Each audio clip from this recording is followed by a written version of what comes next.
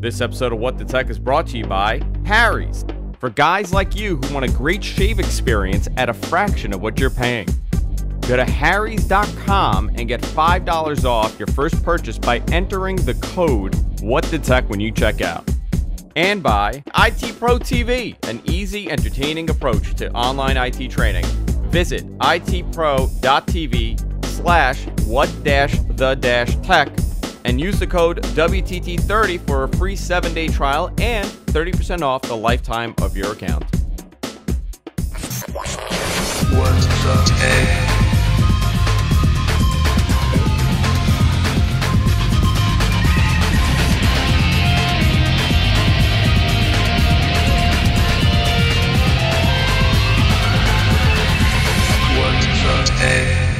Hey everybody, welcome to What the Tech. I'm Andrew Zarian, and I am joined by a returning Paul Thurrott. How you doing, Paul? Pretty good. So is this the insane asylum that you've been staying in? Yeah, right. Those walls it does have that kind of sanitary... It does look beautiful, though. That's a really nice paint job. Yeah, I guess. It's not what I was looking for, but, you know, fine. So I don't know if people know this, but you're moving. Yeah, I mean, assuming we sell our house, yeah, sure. Yeah. Have you spoken about it at all or no? Yeah, just a little bit. I mean, I don't want to get too ahead of myself. It's something that happened very quickly and suddenly and unexpectedly. Okay. Yeah, so obviously we'll talk more about it as it continues, but I'm very happy that you're back. We have not done a show in a couple of weeks. We've had substitutions. We've had Michael Manna. Stevie Richards did it 1 week, Brad did it another week, and last week I did not do it because I had a little bit of an emergency, but everything is okay. Everything is fine. I have so much to talk about. I don't think you and I discussed the Surface laptop. We didn't spend a lot of time on this. We did not discuss. We have not discussed the Surface Pro, the announcement from China the other day, and a whole long laundry list of things that have happened over the last couple of weeks, and I'm really excited to talk to you about this. And also my tech issues. I've had a terrible couple of weeks with technology. We'll talk about that and a lot more. But before we do, let's take a moment and talk about our great sponsor, and that's itpro.tv. itpro TV is an amazing source for education in technology, in ethical hacking, in Windows servers, Photoshop, and intro to JavaScript. The list goes on and on. Classes are really expensive. I have a bunch of friends that are in IT, and you constantly have to keep up with the latest. You have to get recertified. You have to keep up with what's happening, and it gets very difficult and very expensive, and it doesn't have to be the case. With IT Pro TV, very easy. You go there, you sign up. They have you could try it out for free, by the way, which we'll talk about in a second. And they have online training courses, IT courses, and not only IT, they have Photoshop, they have a whole long list of products. I am relearning Photoshop, for example. I have not done any Photoshop stuff for years. I know, Paul, you still do Photoshop, but there's always something new to learn, especially with the new Adobe Cloud that they're constantly adding new features. You know, you're not stuck with an old version anymore. So I'm relearning Photoshop. I'm relearning Illustrator. And IT Pro TV is a great source to do that. Now, if you're not into that stuff and you're into, let's say, remote desktop services, you could do that as well. They have a long list of content. Over 2,000 hours of content and more than 30 hours are added each and every week. You could access this on Chromecast, Roku, Amazon Fire TV, Apple TV to PC. And they're great guys, too. I absolutely I love the delivery, and I love how they do this. And it's DRM free, by the way, so you can view it offline, too. Here's a great deal. If you go to itpro.tv/what-the-tech, we have a link in our chat room, and of course we have a link in our show notes. And you use the code WTT30, you get a free 7-day trial and 30% off the lifetime of your account. You could also sign up for free and watch the content live as it's made, and it's unbelievable. It's absolutely beautiful production values that they do. You're not getting a webinar. You're getting very high content. itpro.tv. I want to thank them for supporting the show. So, Paul, where do you want to begin this week? Let's talk about the latest. Let's talk about the Surface Pro. Okay. Not the Surface Pro 5, right? Yep. So here was my question to you. Why China? Why did they announce it in China? I think there are a couple of reasons. One is that with the 2017 Surface devices, Microsoft is launching them simultaneously worldwide, whereas in the past, those devices would launch first in the US, maybe Canada, and they would kind of spread slowly over the year to different markets. That's a big deal. China's the first or second biggest economy in the world, first or second biggest group of consumers in the world, however you want to look at it. So big market. It's a pen-based device too, and when you think about the way that the Chinese languages work, they're character-based. It makes sense to focus, or not to focus, but to these kinds of devices make a lot of sense for that kind of market because typing is just not as easy there. And Microsoft is just doing kind of a general expansion into China. They've launched HoloLens there. They're going to launch the Xbox Scorpio there this coming year. And I think they're just trying to step it up again. Just when you look at the world and where you want to grow or how you could grow, entering China is one of those markets. And Microsoft has relationships in China, obviously, but I think this is just representative of the fact that it's a kind of a first class market now. Yeah. So they just want to be part of that. What do we know about the Surface 5? What can we talk about? Well, we know pretty much everything about it. So it's a refresh to the current device. Depending on how you want to look at it, it either is not that much different at all, or it's different in subtle but important ways. From a mile away, it probably looks exactly the same as the Surface Pro 4. Same compatibility with type covers and peripherals. Same Surface connector slot. They haven't gone USB-C Thunderbolt 3. I think that's the one major mistake they've made here, but. Beyond that, there's actually some neat stuff going on with it. You can tilt the screen all the way back to 165, 169 degrees. Which you couldn't do previously. Which is something they started with the Surface Studio. And that allows you to write on it with the keyboard attached, as if it were kind of a tablet, which is kind of neat. It's the first non-studio device to support the Surface Dial on the screen. Oh, so when you press it down on the screen, context-sensitive options come up right where the dial is. That's kind of neat. They're going to add that to some other Surface devices in the future as well. It has a new Surface Pen that actually isn't sold with it. You have to buy it separately, but the new Surface Pen has 4 times the levels of pressure sensitivity. It's much faster from kind of a latency perspective. So that was my question to you. The faster inking experience, right? Mm-hmm. Is that the display or is that the pen? Or both? Well, actually, the pen itself is faster by itself, but actually, when you use it in tandem with a new Surface Pro, it's faster still because that device has a new custom processor in it that hardware accelerates Windows ink. And so the fastest possible inking experience you can get on any Surface or on any PC, or actually on any pen-enabled device, according to Microsoft, is that combination, the new Surface Pro and the new Surface Pen. You can use the new Surface Pro with an old Surface Pen. You can use the old Surface Pro with a new Surface Pen, right? They all work, but you only can take advantage of that one new feature if you have both of those things. Yeah. It's just a refresh, essentially, right? That's what we're talking about. You can still buy a Surface Pro 4, and it's on sale. Right, they dropped the prices on this. Yeah, the prices are. Are you happy with this device by looking at it? Here's the thing: the Surface Laptop is, in my opinion, the one that I want. Right, like that. That would be for me. Thank you for echoing their exact tagline for that device. The one that I want. Is that what it is? It literally is the way they I had no idea. That's great. That says a lot about the product line. No, that's the one that I want. Yeah. Well, no, it's very interesting you say that because for 5 years into this with Surface, and what they finally come around to after all of the, it's the tablet that can replace your laptop silliness, is they're marketing this thing as a laptop. Now, it's not a laptop, right? It's a tablet PC. It's a tablet with a decent type cover. Seriously, the type cover on this thing is really nice. Yeah. And that's true of Surface Pro 4. These things have been nice for quite a while.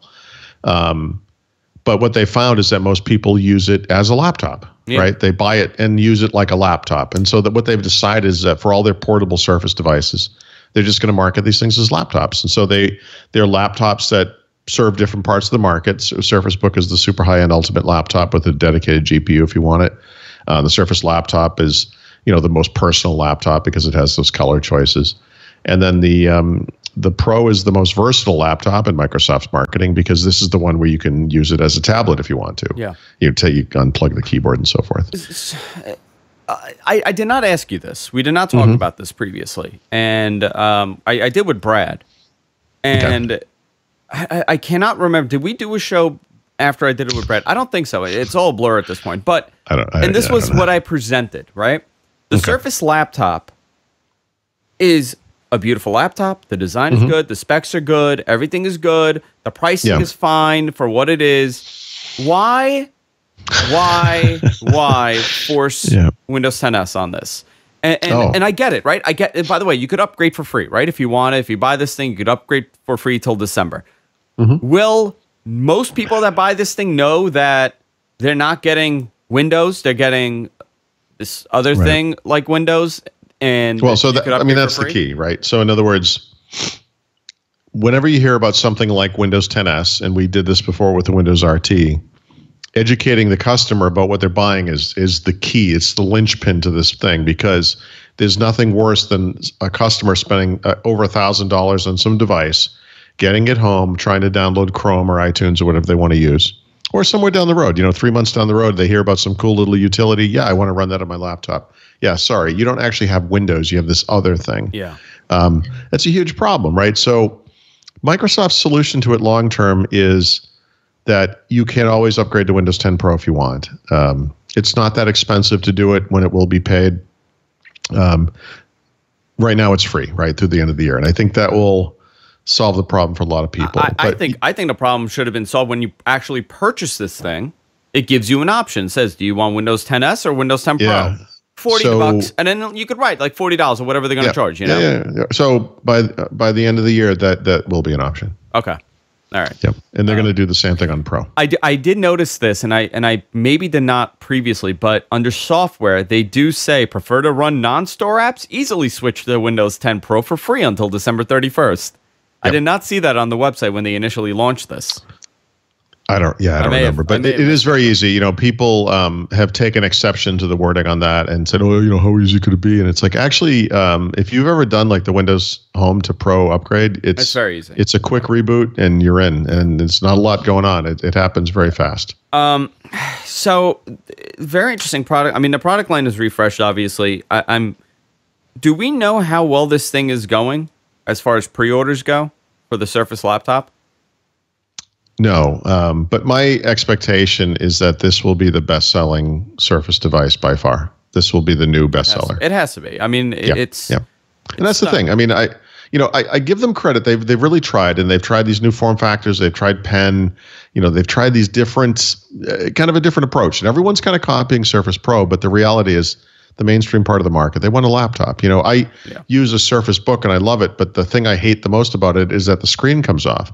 And it's not because it comes off. It doesn't bother, it wouldn't bother me normally. But that hinge, that connection is a source of great unreliability. Yeah. And I just want it to stay there. I don't want there to be gizmos and gears and weird little elastic things or whatever they use in there. I just want it to be a screen. I open it up and it comes on, And that's the thing that Surface laptop does. Yeah. I'm sure you've pre-ordered, correct? Yeah. Okay. Yep. Which model did you get? The i7? No, those are way too expensive. Yeah, they're not cheap. There's some goofy things going on with Surface laptop because they advertise those colors, which are really cool, and the Alcantara surface that's on the keyboard deck, which is really cool. But you only get those on the i5 version, right? If you order the low-end version, the entry-level $999 version, that's just I don't remember the color, but let's say platinum. The platinum, magnesium probably, or aluminum, whatever the material is. If you order the high-end version, which is the i7 versions, also you just get platinum. You don't get colors. And so I think the one that, if I remember correctly, it was $12.99. So it's probably the second one up. It's 8 gigs of RAM.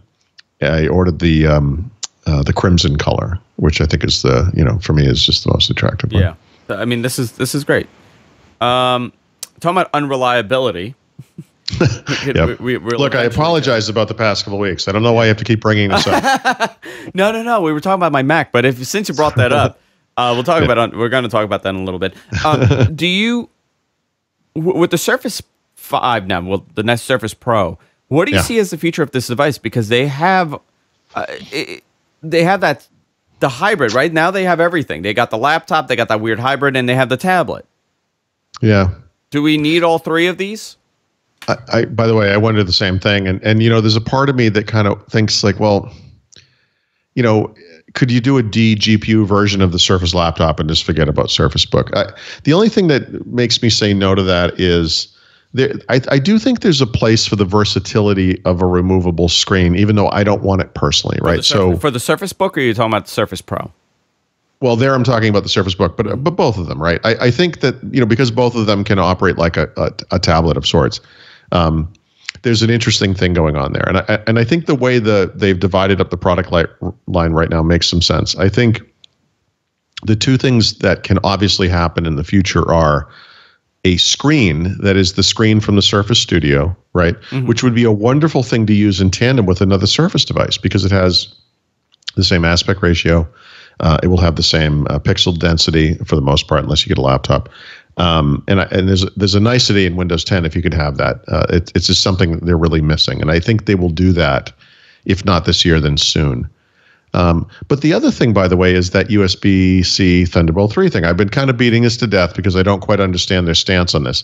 I don't feel like Microsoft's been honest about it, and I understand why they're presenting it the way they're presenting it. But at some point, like this fall, they need to switch over all of their machines to this new architecture. And I think that the benefit of this, aside from the obvious, because USB-C with Thunderbolt 3 is amazing and gives you that one cable expandability with actual bandwidth, drive two 4K displays at 60 hertz, et cetera, is going to be to enable a thinner and lighter new generation of Surface devices. And that'll be the next one, yeah. Yeah, because if you look at Surface Pro, the new one, right, it's basically exactly the same width, thickness, and weight as the Surface Pro 4, which is fine. This is not a heavy device. Like Microsoft has a neat tagline where they're like, the bag you'll carry this in is heavier than the device itself, which is, yeah, absolutely. Sure. It's a really portable device. But Surface Laptop, and Surface Book in particular, but also Surface Tablet, Surface Pro, would all benefit from the slimming that could occur by the fact that you now have USB. You only need the thickness for the USB port. Like the thinness of Surface Pro and of all these devices is constrained by the height of that port. Yeah. Right? And if you think about like an iPad or an iPad Pro, and if you were to hold those things up and look at the thickness of them compared to a Surface Pro, the Surface Pro is actually significantly thicker, right? So yeah, it's thin and light. Thicker, it's not horrible, but it's significantly thicker than an iPad. So I'm going to ask you a question. If we're talking premium end devices, cutting edge stuff, we're going to talk about the HP line, right? Like the Spectre and what they're doing. Yeah. Have they gone over to USB Type-C? Yeah, so HP has done something really smart across the board, right? Now, there are some. Which, by the way, I may find out very soon because I had a very nice conversation with HP the other day, and I have this idea that I'm going to start doing long-term testing on higher end products. A lot of times I run these on on phones, or I run it on a lower end laptop. And I had a very nice conversation with HP, and they're going to possibly, I think it's happening. They're going to send over a couple laptops here, and I'm going to do real world testing of how it is, pretty much what you do, not jump the gun and say this is the best device ever. Take your time and you review it, and you and I could have a fair discussion, because sometimes I don't know, some of these products. Mm-hmm. Well, the way HP does it is the model that the industry needs to follow, and actually it is the model most PC makers are following, but they do it right. Amazing that we're saying that. What a turnaround. Yeah. So for the most part, their devices offer both at least one or two legacy ports, and then one or more, up to 3 or 4 USB-C / Thunderbolt 3 ports. It's obviously a little different from machine to machine. But if you look at their Surface Pro-like device, it's USB-C, and it has been for a while, by the way. Yeah.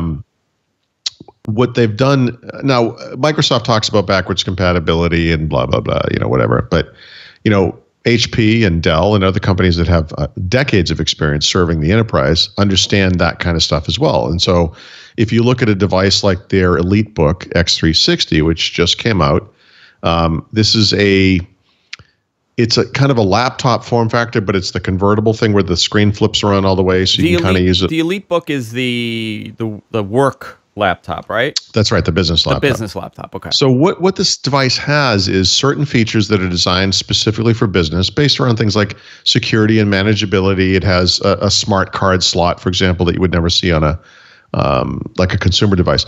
But what it does have on the side is the old barrel style power port, like that HP's been using for 12, 15 years or whatever. The reason they add that is because their enterprise customers have bought these things in bulk, and they have a bunch of these power supplies. Yeah. And they have docking solutions that are based off of whatever solution that HP had. And so they provide that backwards compatibility, but the device also has a USB-C/Thunderbolt 3 port. And if you plug in a USB charger, guess what? That works fine. In fact, it will charge the device even faster. So that's the bridge, and that's the thing that Microsoft, is kind of screwing up with the new Surface devices. Well, and then you have what Apple's doing. So, which is a whole different, the total opposite. It's the which we'll talk about Apple. I do want to talk about them, but before we do, let's take a moment and talk about our sponsor. Guys, Father's Day is quickly approaching, and what better way to tell your father you love them and you appreciate them by giving them something that they actually want. Forget about these tchotchkes. Forget about the cheapo gifts.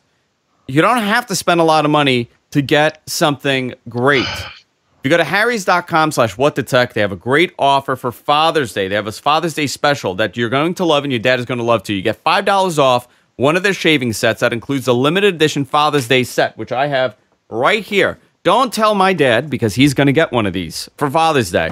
I'm going to open it up right here, and you're going to see what's inside. So you got, here, take a look at this. Paul, you use a Harry's razor. Here you go. Look at this beautiful, beautiful quality razor. You got the shaving gel, the foaming shaving gel. You got the cartridge. You got the stand. And you got, I don't know what this one is. Oh, more. You got more of these. This is the travel holder, and this is more blades here. I have to tell you, there is nothing better than shaving with a Harry's razor. This is all I use now. I no longer go and buy razors. I can't tell you the last time I went to a store to buy a razor at this point. All I have done is use my Harry's razors, and they last forever because high-quality blades go a long way. It is such a big difference when you're using this razor. And you know what? Your dad is going to love this. It looks great. Wrap it up. Give it to him. Or just give it in the box. Look how nice this thing is. Harrys.com/whatthetech. They have the limited edition Father's Day set. I absolutely love it. And I've given tons of these to relatives over the last couple of years. And every time I give it, they love it. So, it says a lot. This is my gift to give to people. And it could be yours. Harrys.com/whatthetech. I want to thank them for supporting the show. Let's see. Where do we begin? Paul. Yes, sir. You used my MacBook Pro, right? The new one. I touched it. You did touch it. And what did you think of it? I liked it. I mean, I've always liked the design of those products. The thing that surprised me about it was how good the keyboard was. Because the keyboard of the original MacBook, the little guy, the 12-inch thing, was garbage the first gen when they did it. And it didn't seem to me when I announced the Pro that it was any better, but actually in using it, it is significantly better. So, yeah, I take back all the nice things I said about them. You've had a few problems, have you? Oh boy, have I had problems. So when I first got it, I don't know if you remember this, it died within 3 days. I think it's fair to say that most of us suspect user error here. Yeah, fine. You know what? I thought so too. Maybe I connected it to an outlet something was wrong. Maybe it was something. Who knows? So totally died within 3 days. I brought it back. They said, "Oh, that's weird. Here you go. Here's a new one." But I had noticed that the 3 days that I was using it, the thing would get freaking hot. I mean, just that top, like on top, where the touch bar is, right on top. There's like a little bit of room between the hinge. If you put your hand on there, it would burn your hand. Like heat coming out of it. Yeah, like it would really hurt. And that can't be normal. I don't care what anybody says. There's no point. There's no point that I should ever touch a computer and say, wow, that hurt. Ever. I don't care. I've seen people defend this and say, no, it just gets a little bit hot. It's not that bad. It should never get a little bit hot. I'm touching the one that I have right now. It's not warm at all. So, yeah. Right. Is there? You're in front of a laptop, right? Do you have a laptop in front of you? Yeah, it's not open though, so it's not really. Okay, so I would love to know: is there any point that you touch it and you go, "Oh crap! I just burnt my hand"? No, it shouldn't. No. I mean, even on like a gaming PC where heat is blowing out the back of the thing and the fan sounds like a jet turbine, it doesn't hurt you. It's just warm, So I brought it back. They gave me a new replacement, and I had the replacement since March 30th. That was the day that I got it. Within 2 weeks, I started getting kernel panics. Well, within 3 weeks, it was just kernel panic constantly. And every time the kernel panic was CPU, firmware, it was like a firmware communication, CPU 1 failure. Yeah. And then if you look back, it says, GPU, and then it would show you the temp file, and it would say GPU. And I was like, okay, that's a video card issue. So either the built-in video card is crashing or the AMD video card is crashing, but the video card is constantly crashing. Maybe it's a software issue. Maybe I installed something, wiped it out, clean install, did it again. Clean install, did it again. So I let it be, and I wanted to determine when this happens. It would happen when the computer would go to sleep. Every time the computer would go to sleep, it would crash. And I go, I figured it out. Because it has 2 video cards, it's switching. Right. So when it switches, something happens and it causes a kernel panic. Do they have a version of the MacBook Pro, like the 15-inch, that doesn't have the dual video? No, they all have the dual video. That's all you get. Yeah, okay. Can you disable one of them or something? Yeah, you can. There's actually a way to do it, but it's far beyond. The problem is far beyond that. Okay. So there is a way. There's like third-party applications that you could get, and I tried it, and it still failed. So what I would do is I would take the sleep time and just drag it all the way to never. So the thing would always be awake and it wouldn't crash. Well, that worked for a little bit. And people have complained about this. I mean, they've complained and complained. Now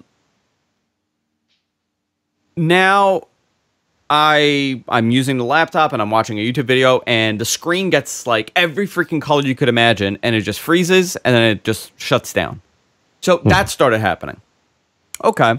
So let me wipe it out one more time. I wiped it out. Jeez, dude. I wiped it out, and you know what happened? Endless kernel panics, one after another. I mean, just endless. It would not stop. And this thing, and there's no video playing, nothing. If I put my hand on there, it would burn my finger within 3 seconds. So I went to the Apple store. Boy, what a great experience that is. While you were there, did you pick up a product red iPhone? I did not. While you were waiting. But I did really observe why people go to the store. So I went to the one on Fifth Avenue, which is the flagship, Yep. This thing is open 24/7, by the way. Really? Wow. It's a 24/7 Apple store because people need to get their iPhone screens replaced. God forbid you have to wait till 8 o'clock in the morning to get your iPhone screen fixed. Yep. By the way, I don't even know if they do repairs on iPhone screens. Do they? I have no idea. I have no idea. No, they do. They do. Okay. Yeah. So every single person that came in, it was fascinating. It was, I ran out of storage on my iPhone. Everybody. This was everybody. It says that I have no more storage, or I can't, or iCloud is telling me that I have, I'm out of storage because everybody has a standard 5 gigs. You know what I mean? Like that. It was 90% that. It was just people bringing their phones and making appointments to talk to them about running out of space. The other part was people with broken screens. I have to tell you, it was all people with broken iPhone 5Ss. That's all I saw. Yeah. I mean, it was just crazy. That's been my experience at the store. Yeah, broken iPhone screens constantly. So finally I sit there and I talk to them, and I thought they would just hand me another MacBook like they did last time. Because obviously this is a problem. It's not something I did. No, they won't hand me a new MacBook. They have to go and replace the logic board on a month and a half old laptop. And I said, and I'm talking to the guy. I'm like, listen, this thing is a month and a half old. This is my second unit. I experienced the same type of problem. At one point, do you say, we may have a problem here? Yeah. And his response was, to be honest, we don't sell enough of these to get a lot back. Yes. And I said, oh, that's interesting. I go, what do you sell? He goes, most people that come in and buy MacBooks are buying the MacBook, or they're buying a MacBook Air, or they're buying the 13-inch without the touch bar. Yeah. So that was one of the big rumors right now, right? That they're actually going to update the MacBook Air next month because it's been selling better than expected. Yeah. And I wouldn't be surprised to discover that those sales went up after they introduced this machine. I did not see one person come in there with a new MacBook with the touch bar. And this has come from one of the guys that works there. They don't sell a lot of them. They were surprised to even see this come back twice. So I mean, they are very expensive. They are, yeah. And I did not buy it, by the way. My job bought it for me because I have a job now, Paul. I don't know if you know this. I do. You do? Okay. My job bought it for me. So I spent 4 hours in the Apple store trying to explain to them what is going on with this thing. And they tried everything. They tried to update the OS, and they tried to do a firmware update, and you can't even update the firmware. I think he's just making stuff up at this point. Long story short, they had to do a complete logic board change on a 1-month laptop. And my question is, what do I do when this happens again? Because this is my third laptop, essentially, right? When you change a logic board, you change everything. Third laptop. Well, actually, after the third one, you're probably going to qualify for the Lemon Law, whatever that is in New York. I'm sure it's pretty strict. Sure. I mean, if this, what do they do? I think they would just give you your money back, and take my laptop. Yeah. Then I'm in. Then I can buy it on the refurbished store. Yes, and then I can buy it off the refurb. So now I have to go pick it up tomorrow. But I have to tell you, they have a problem. There's a big problem with this thing. There's a big problem. I'm surprised by this. I mean, for all the complaining about the Apple stuff. Yeah, very poorly made. They're usually not, right? I mean, they're usually not. This is not a typical Apple story. No, but here's another thing. You want to talk about poor craftsmanship? So you know how it has. Let's forget about me having this GPU problem, right? Let's say it's just my shit luck. You know what I did notice on all of them, because we have like 3 of them in the office now. Mm-hmm. That the USB Type-C port, the Thunderbolt 3 port, which is your power and everything. That thing loosens up as you use it. Jeez. So, and I was like, maybe it's just me. So I went to the other one. I grabbed another one in the office, and I put it, and I kept plugging it in. And lo and behold, it gets loose. Like I've not experienced this on the PCs I have, but you haven't, or you have? No. Like the MagSafe one is on. I mean, it's magnetic, so that thing is on. You're not budging unless you yank it. This thing, if I gently pull it, it's loose. Yeah. I mean, that doesn't happen with Lightning. It doesn't happen on phones. I mean, No, I'm very curious about this, and I brought it up to them. And of course, they said they've never heard anything about this because they don't really sell too many, and they don't get them back. So sure. The people who buy these things tend to be chumps. Yeah. So I have been using an iPad Pro as my computer. Oh, and boy, is that miserable. It is not a computer. I don't care what anybody says at this point. You cannot use this every day as your computer. If you do, I am astonished how much time you're wasting. Right. I was trying to do the most simplest of things, and it takes forever. Positive thing, that the keyboard that comes with this thing, like the keyboard attachment that they give you. Yeah, the fabric weird keyboard cover thing. It's actually very good. Yeah, I think you might have told me that before. I don't know what to say to that. I haven't used it a lot. I've only used it in like a store. Yeah. I have a sort of an aversion to keyboards that don't have a wrist rest attached to them. But yeah, I don't know. I don't know what to say. Yeah. So this is unbelievable. I mean, I'm really surprised by this, and I don't know. And I've read about all these problems. I mean, people are complaining about these kernel panics. Right. And here's the other thing. So this laptop, this 15-inch, is not even my daily back and forth computer because it's too big. I think the 15-inch is way too big for me to move around. So I've been using my personal 13-inch laptop. So all this thing has done for weeks is sit at home. Right. Just powered off, just sitting at home. I've probably used it, I want to say, 10 times. I think they have a problem. Well, you have a problem. I definitely have a problem now. That's for sure. I don't know. I don't really exist in this world, so I don't really hear about how this thing is selling or how it is. I mean, all I can do is, I picked it up and I used it when you brought it. And beautiful. I mean, it's a beautiful. It's a beautiful machine. It's thin and it's light, and the keyboard is great. That's what I'll say about it. But I don't have any except for the real world experience. The other thing that I noticed, and people are complaining, the T key on the keyboard, for whatever reason, the T key loosens up. No other key, just the T key, and it makes a weird click. Yeah, I thought something you went wrong.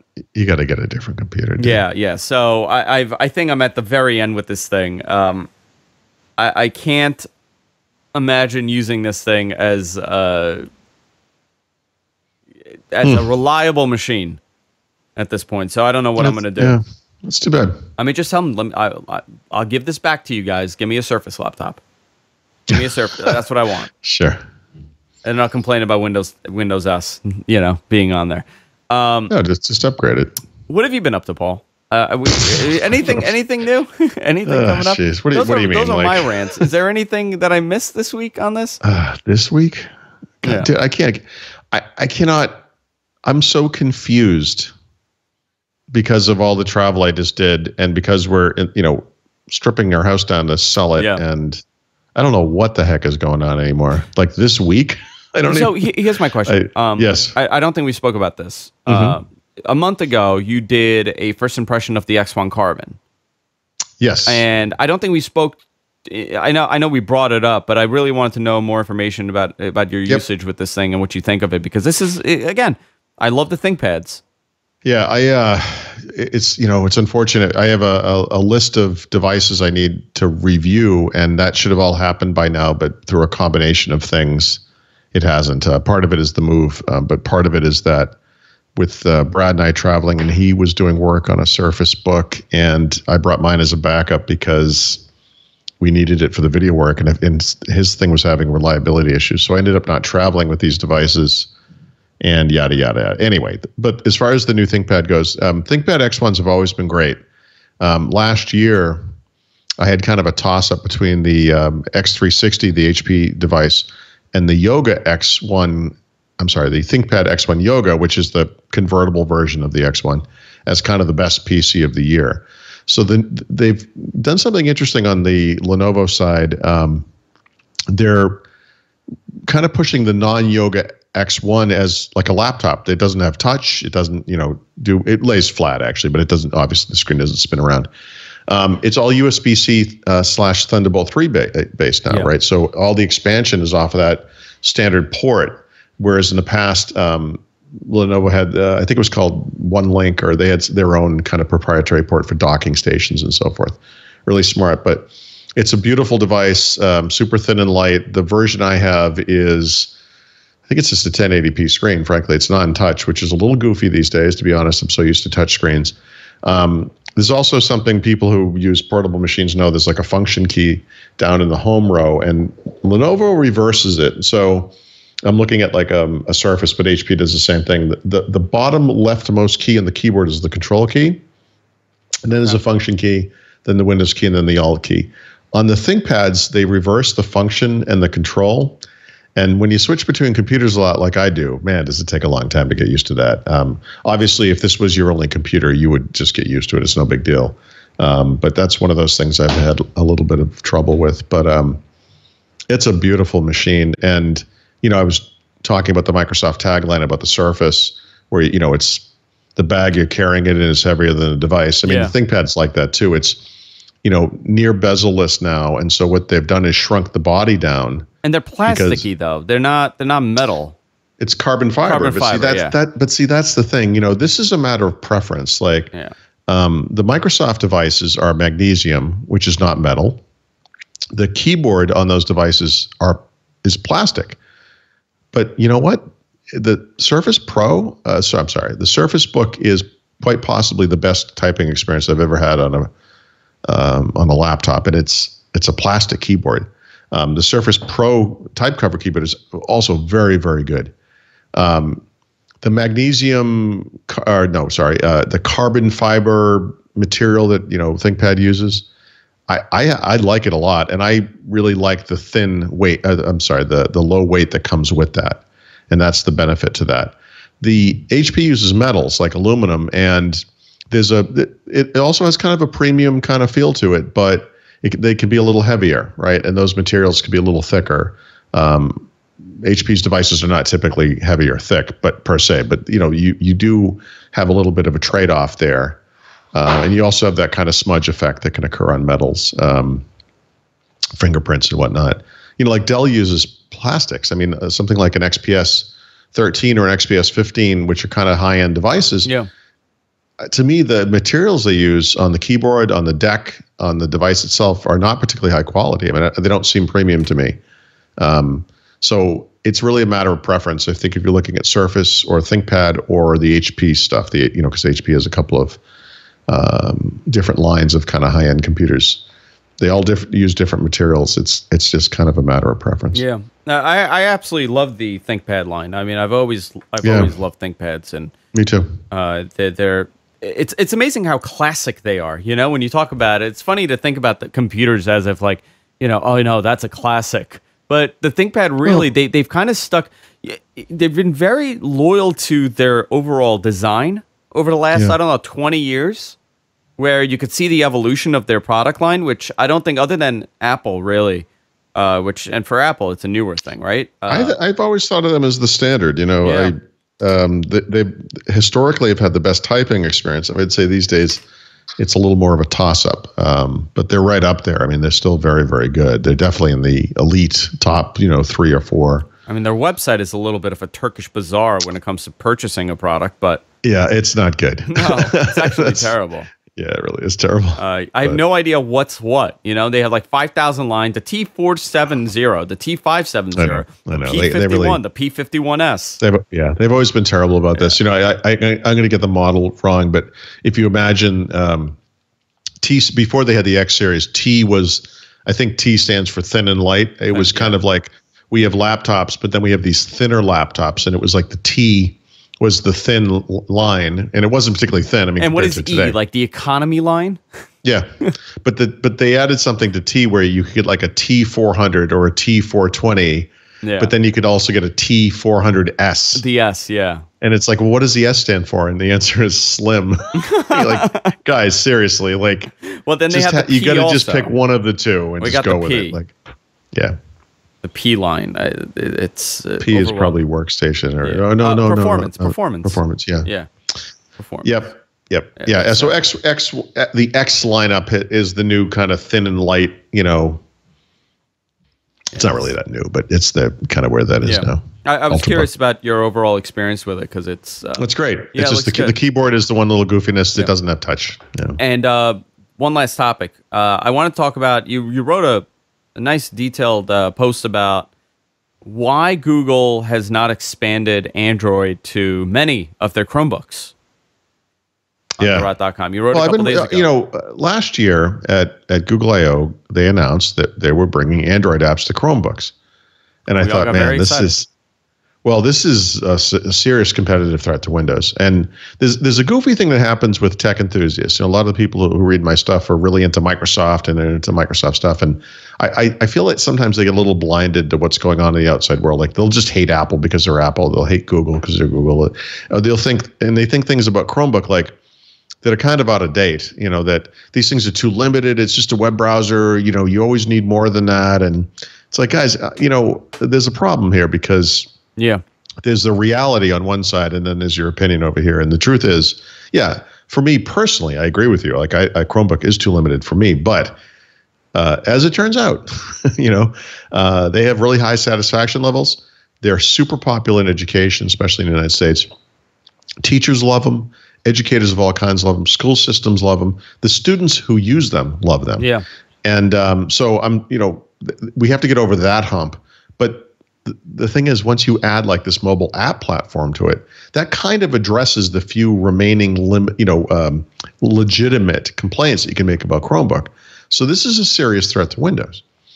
At the time, they said this was going to happen by the end of 2016, and there was a lot of Wired. I actually bought a Chromebook for my brother for his birthday because of the announcement with the product line. So I went down the list of products. They said Q4, and I was in Q4. I'm like, oh, it'll be any day, so let me buy it now. And I bought it, and he has yet to. Still, yeah. No, I know. And by the end of the year, there were, I think, only 3 devices that were supported in beta, And these days, there might be 7, but it's really not that much. And they've pushed it back and pushed it back and pushed it back. There was going to be a new generation of Chromebooks that were coming out in the fall that never happened. Wired wrote a huge thing about it, about how it was going to happen. It was going to change the world. And it just silently never happened. And then the year rolled around.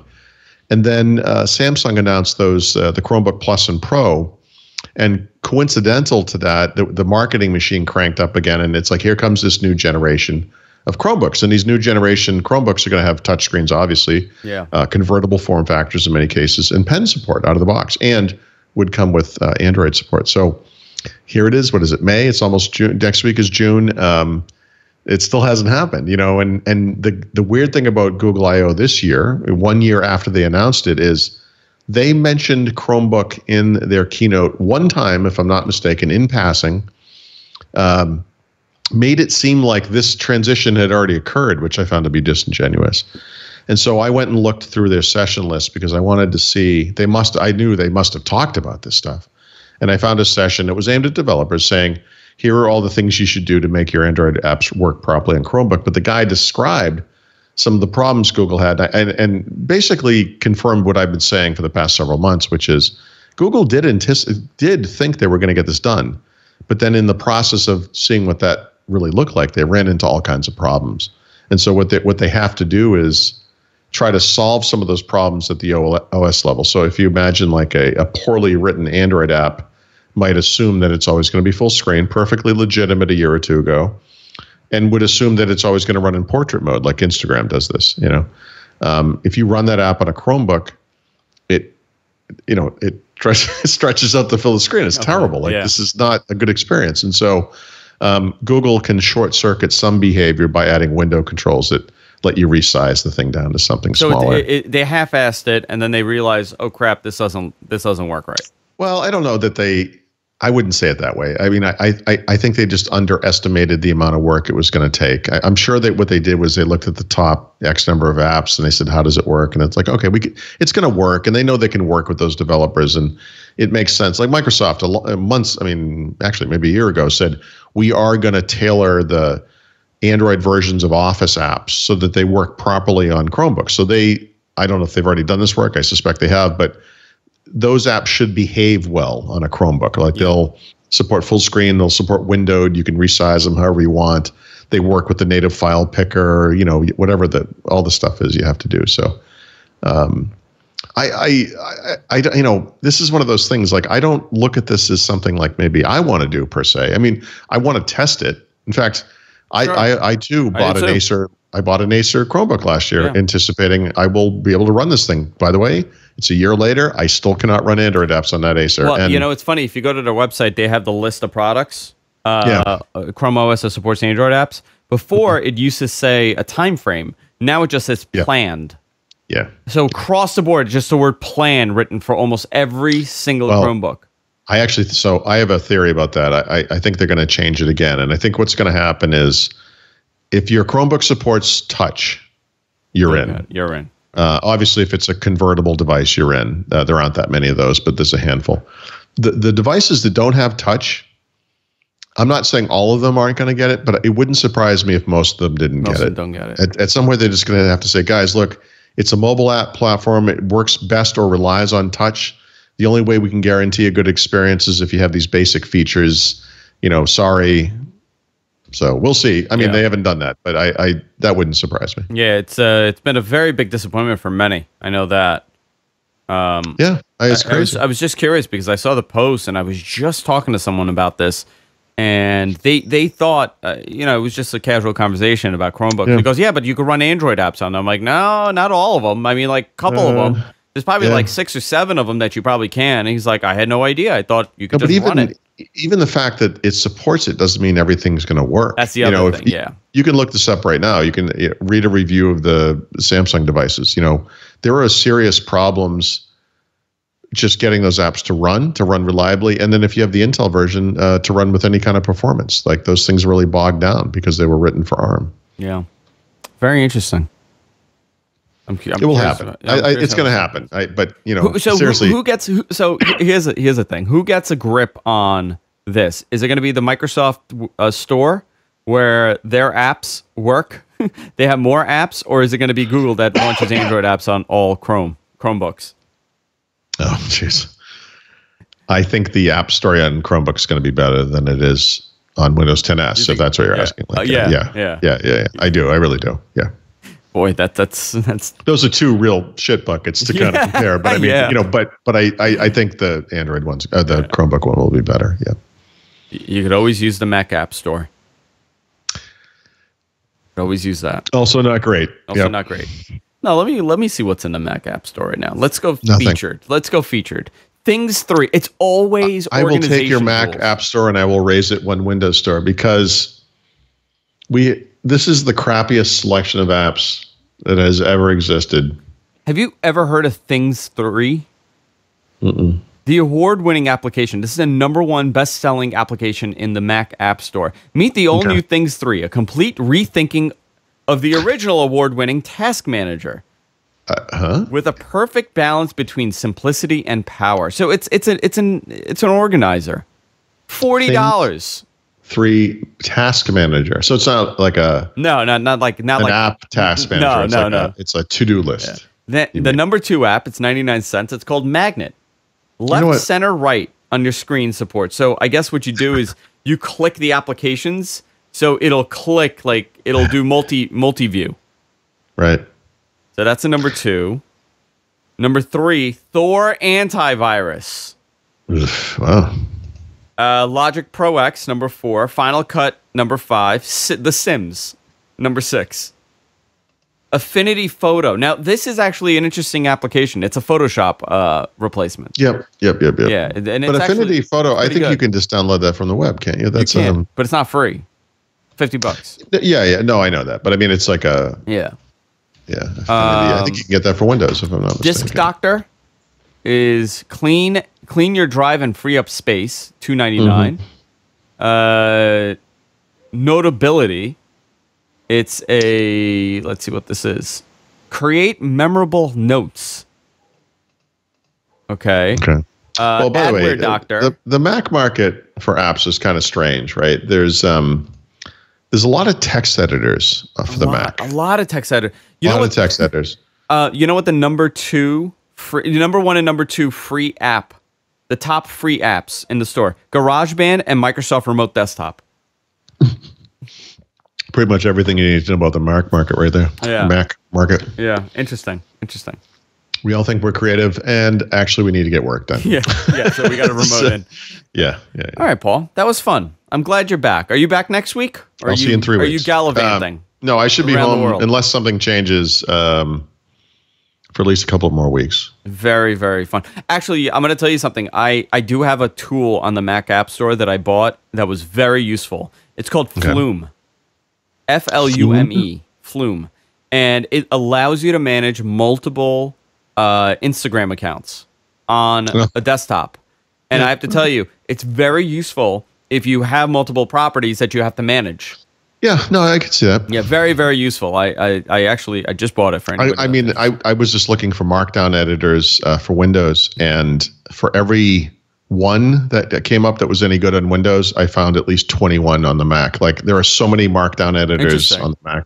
Yeah, it's just Mac's always kind of been like that. Back in the day there was like BB Edit, and I know it's still around, but I mean it's I don't know what it is. This is like just the thing on the Mac.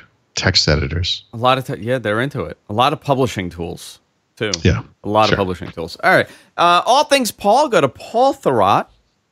No, that's not your website. Go to Thurrott.com. Don't go to Paul Thurrott. Don't do that. Don't go to Paul Thurrott. No. Go to Thurrott.com. You can go check it out. Sign up for Thurrott Premium. Get access to all these great blogs at great. What they're not blogs. They're what do you call them? Blogs is fine. I think we've dropped the pretense. What do you call it? I think of it as more of an online journal. Online journal. Paul's thoughts. I need some Mac software so I can do journaling. You know what? Can you download Things 3 for $39.99. I'll keep track of my tasks. Or the number. What is the number one game? Let's find out what the number one game in the Mac App Store is. What do you think it is? Well, it's going to be like an old game, probably. You think so? Like okay, let's find something out. Before we wrap this up. Best selling. Let's go. The number one. Oh, Sims. It's Sims 2. The Super Collection. Sure. That's the number one game. And then the number 2 game would be Call of Duty 2. Life is Strange. What is this? Oh, boy. Before you buy, expand this description to find out if your system meets the requirements. Follow the story of Max Clawfield, a photography senior who discovered she could rewind time. You know what? I want to rewind time to the time that I bought these free games or paid games? This is a paid game. $4.99. I wonder if they 82 ratings. So at least 82 people bought this game. Most popular game in the Windows Store is Candy Crush Soda Sega, which you've at least heard of. But then the next one is like Hidden City Mystery of Shadows, which no one has heard of. Call of Duty 4. Top rated game. Yeah. See, that won't be in here because we don't have a store version of that app. Yeah, we do, apparently. Yeah. Go to Thurrott.com. Go sign up for a premium service. A lot of great stuff. And you do a daily podcast with Brad on there. Mm-hmm. And a lot more stuff. Paul, you're here next week, correct? Yes, I am. Wonderful. And do you have a meeting to run off to or no? Yes, I do. You do? Okay, good. That is why I did a bonus show before. Wonderful. All right, guys. We'll see you all next time. Take care.